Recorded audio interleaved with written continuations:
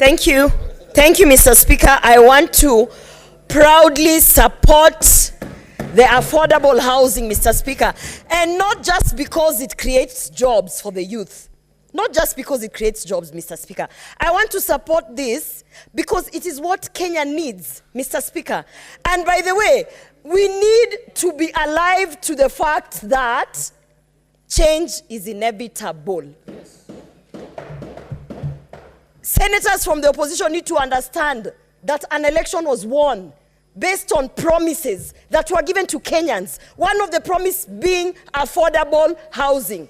Mr. Speaker, and I have even heard Senator Ledama try to explain how we should not do housing because ABCD. And when I was listening to him, I was wondering, these senior members of this house must understand the difference between social housing and affordable housing, Mr. Speaker. We are not talking about social housing.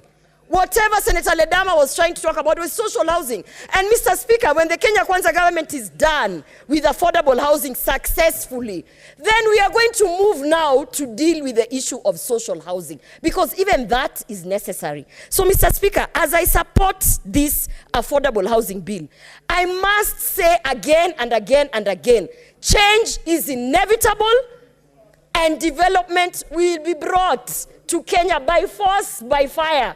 And if there is anybody who is going to ensure that this country moves to where it needs to go, Mr. Speaker, I want to tell every member in this house that it is His Excellency William Samoei Ruto, because he is the commander-in-chief.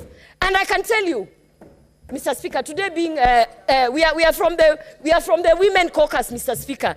I can tell you that the men who are opposing this affordable housing, half the time they are not even at home. They do not understand the deplorable houses that they are living, all the women who they have children with out there, Mr. Speaker.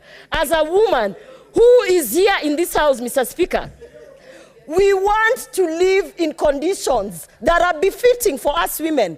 So we are tired of living in the slums, and we are tired of you people just sending your baby mamas left, right, and center and coming to the house to fight affordable housing. Mr. Speaker, the president has the interests of all women at heart, and this is why when I support this bill, I want to say that I'll be at the front of that list to ensure that women are being prioritized, those women in the slums, those women who do not have any form of dignified living, Mr. Speaker. So I support this bill, and I urge Senator Ledama to go and read the difference between social housing and affordable housing. Thank you. Senator, okay.